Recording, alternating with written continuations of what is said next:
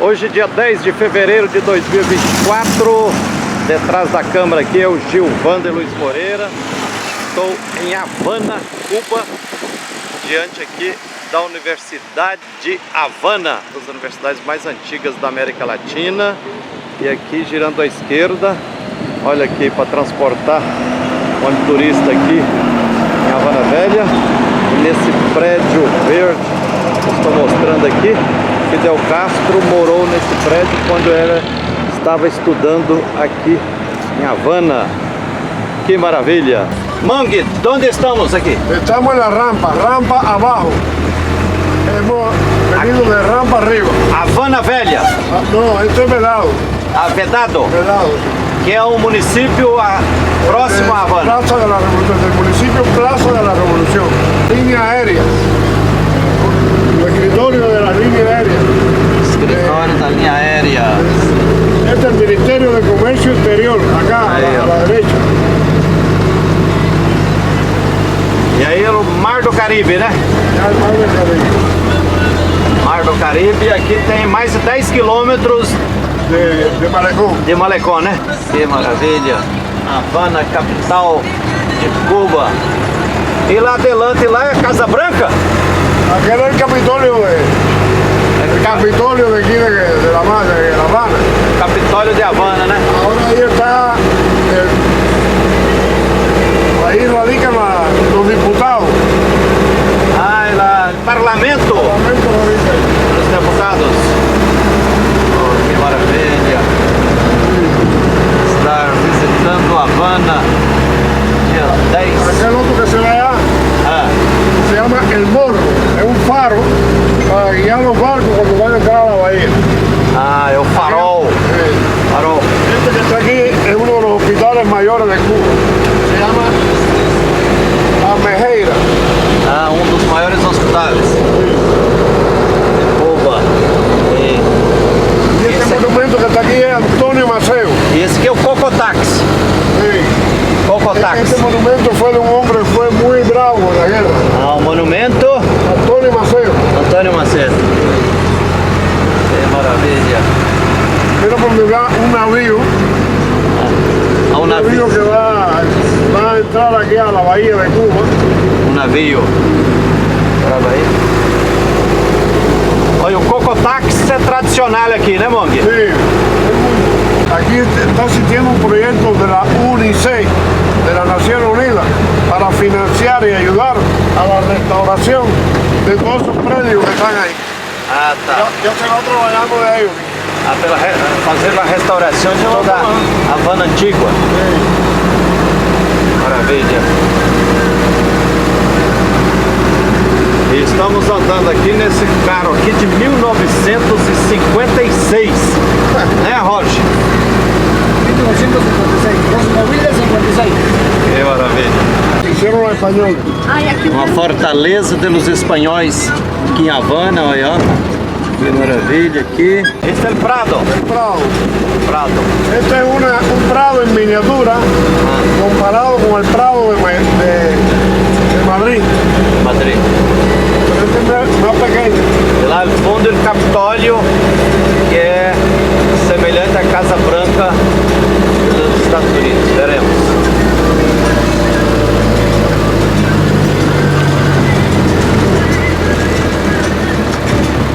Parque José Martí. Y el Parque Central José Martí. Parque Central aqui em Havana. Aquí vinieron O Cocotax, maravilha. marines norteamericanos, subieron al monumento a Martí, hicieron chichi sobre el busto de Martí. Ah, Gran Teatro de La teatro. Habana, Alicia Alonso. Alicia Alonso. Teatro. Estamos aqui em Havana Antiga. Lá ao fundo, Hotel Parque Central. Maravilha de prédios aqui.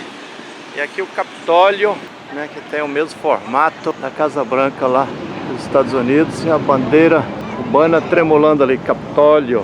Que beleza. Sí, Estamos estamos en la rotonda central del Capitolio Nacional.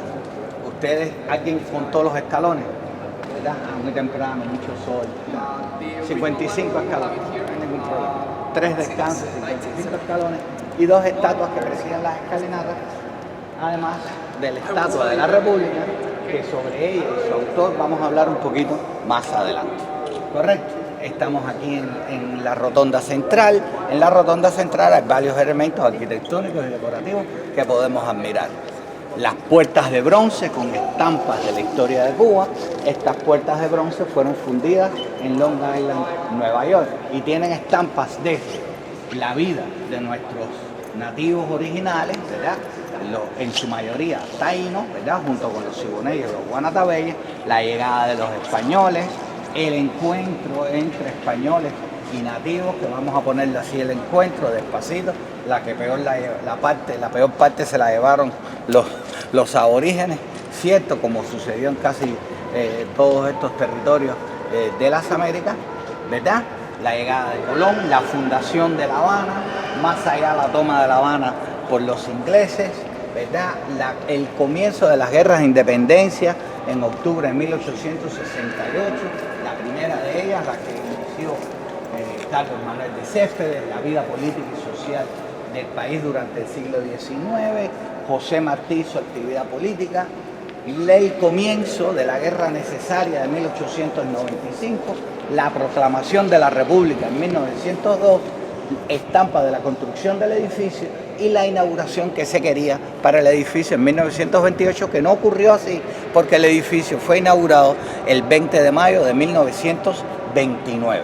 Ahora bien, hay que tener en cuenta que este edificio fue construido bajo el gobierno del general Gerardo Machado y Morales, quien, si bien durante su gobierno se realizaron numerosas obras públicas que hoy todavía perduran, de hecho el edificio, sus jardines, el Parque La Fraternidad, el Paseo del Prado tal y como lo vemos hoy, la entrada de la bahía y la construcción de la avenida del puerto, bueno, la carretera central, en fin, hay un grupo de obras públicas que se realizaron bajo su gobierno que todavía hoy perdura. Lo cierto es que Machado se convirtió en un tirano.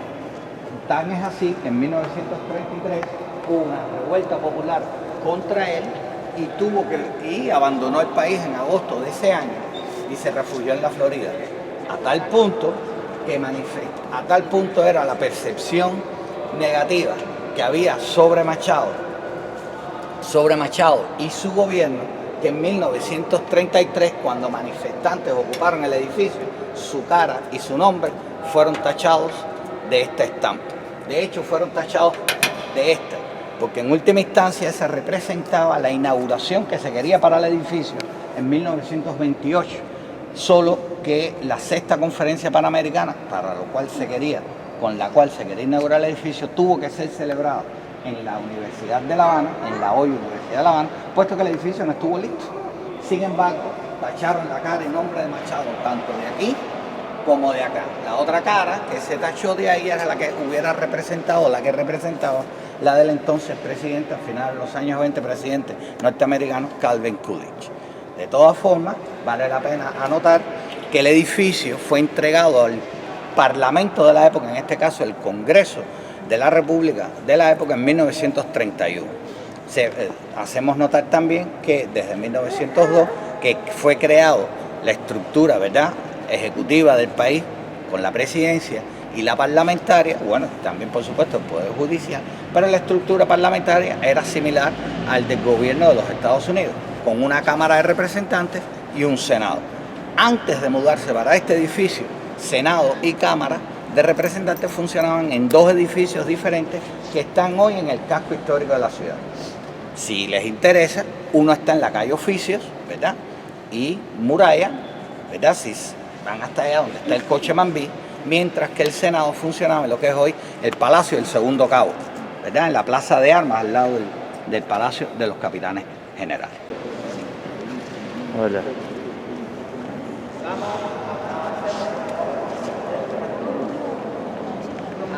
De los Pasos Perdidos. Se le llama el Salón de los Pasos Perdidos porque hay tanto mármol y piedras graníticas en la construcción del edificio y en particular de esta área, que da la impresión de que los pasos se pierden en el fuerte eco que genera. De ahí el nombre del Salón de los Pasos Perdidos. Mide 120 metros desde la entrada del ala sur a la entrada del ala norte, Y si se fijan en la decoración y arquitectura, se pueden reconocer varios elementos, entre ellos los llamados elementos neoclásicos. Estos elementos se le llaman neoclásicos porque se refieren a la estética constructiva y decorativa de los tiempos de la antigua Grecia y Roma. De ahí, por ejemplo, entrada en el frente simulando, ¿verdad?, a una entrada de los templos greco-romanos con, en este caso, una columna del orden jónico, presidida entonces por el Estado.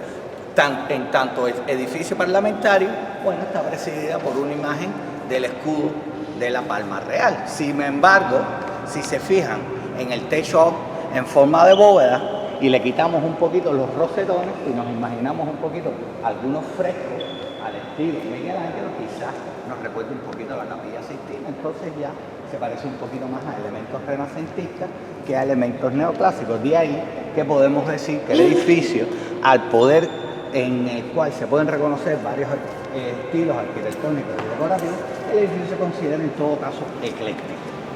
¿Cierto?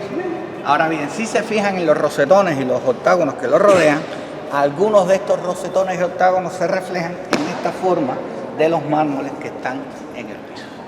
¿Correcto? Hemiciclo del Senado. A ver, como les decía, la forma parlamentaria bicameral funcionó en Cuba hasta el año 1959. ¿Ya? Luego de triunfar la revolución, y eso después podemos hablar un poquito más después, si les interesa, bueno, este régimen constitucional se suspende, es el que, bueno, con los cambios políticos y sociales en el país, queda en suspenso, pero en este recinto funcionaba el Senado de la República, en un hemiciclo, por lo menos en forma general similar a este, en el ala norte funcionaba la Cámara. ¿Okay? El Senado terminó con 56 miembros, 6 por 9, 54 veces, 6 por 9, 54, eran 9 senadores por 6 provincias. ¿Ya? A veces la aritmética básica a uno se lo olvida. Terminado con 54 miembros cuando fue fundado por primera vez o fue creado en 1902, la membresía original era de 24.